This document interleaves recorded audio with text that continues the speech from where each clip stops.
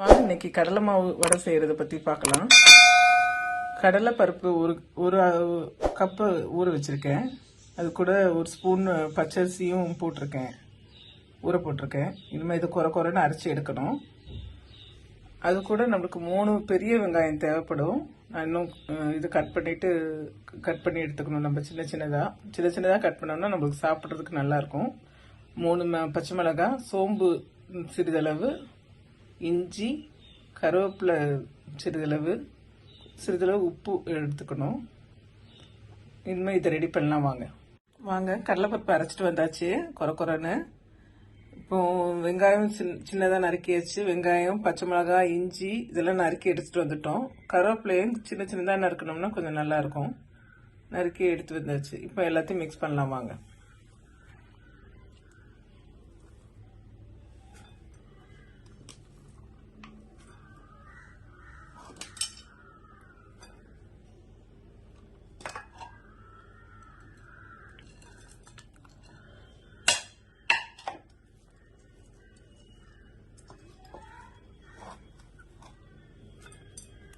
தேவையான அளவு உப்பு போட்டு இது மிக்ஸ் பண்ணிக்கோங்க.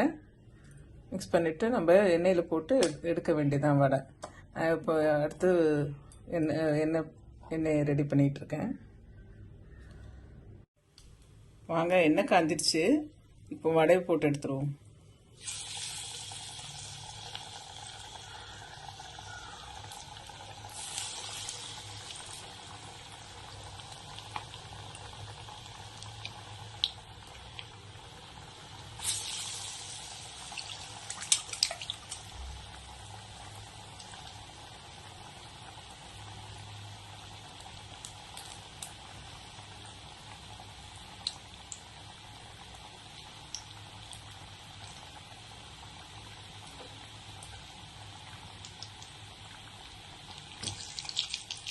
திருப்பி போட்டுருவோம்.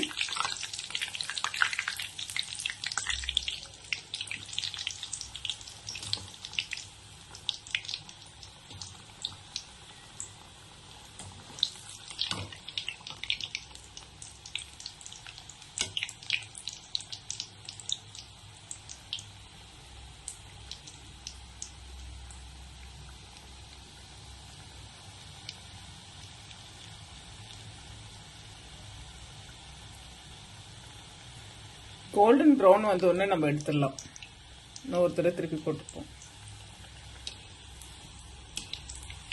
ஆயிடுச்சு, ஆல்மோஸ்ட் முடிஞ்சிருச்சு.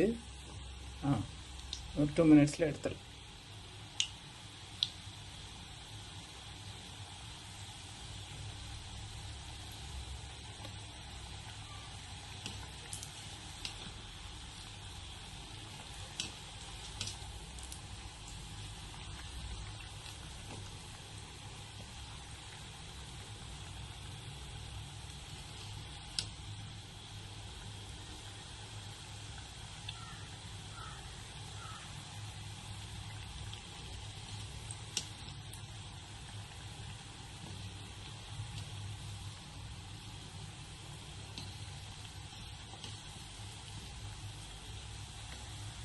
அவ்வளோதாங்க, ரெடி ஆயிடுச்சு.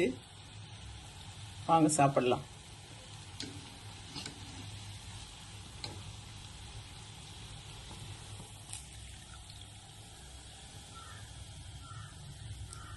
Thank you for watching.